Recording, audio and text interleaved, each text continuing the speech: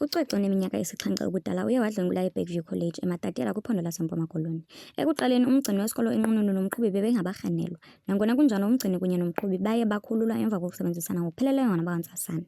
Ngokuphazamisayo ngoku kuye kwavela ukuba inqununu iyala ubonelela ngencindi yofuzo, nto leyo ethe yakhokelela kwimidyosho ejikeleze uMzantsi Afrika kuquka nabafundi beYunivesithi yezobugcisa yaseTshwane kwikhampasi yaseSoshanguve, njengoko bengene kwizitalato beqhankqalaza nabo ngenjongo zokufaka igxalaba kwaye bememelela ubulungisa nokupheliswa kobundlobongela obujoliswe ebantwini. uNkulunkulu engakhona ukuba nomama umduduze aphinde abe nomntwana akhona ukuthi amenze akhona ukaseptha ahile because lento leyo izomu-affecta impilo yakhe yonke mhlemba uzothi masekhulile sekhona uku-understanda lento eyenzakalile afisa ukuyibulala.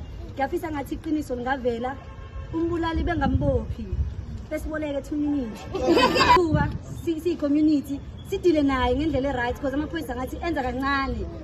I-RCL ithe kuluntu apho ukungabikho kobulungiswa kukholisa ukungamela uxanduva lokuphendula. Imikhosi eqhubela phambili yolutsha ithembisa ngokuphakama kwaye icela umngeni kule meko ikhoyo. Olu qhankqalazo belungekho ngocwecwe kuphela, ibiyintetho evakalayo echesene nazo zonke iintlobo zokungahoywa kwamaziko, ingcinezelo nokusilela kwenkqubo ukuthe gqolo ukuthintela inkqubela yabafundi nabafundisi. In the past, rate battle hey, ba apere the short staff. But what about the poor child? Ba apere uniform. So we are automatically saying, as the pedagogical practitioners, student teachers as you are, let us make this initiative very much useful.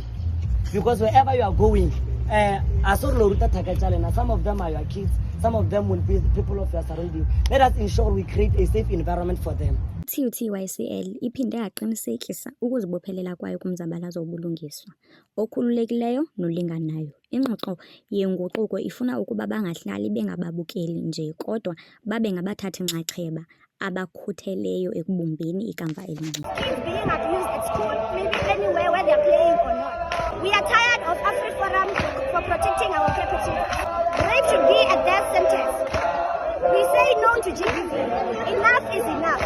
We stand for women and children. We are going to... Nhliziyo aceba ukuvalwa kwelizwe ngelokunyanzelisa ubulungiswa kucwecwe namanye amaxhoba oluntu.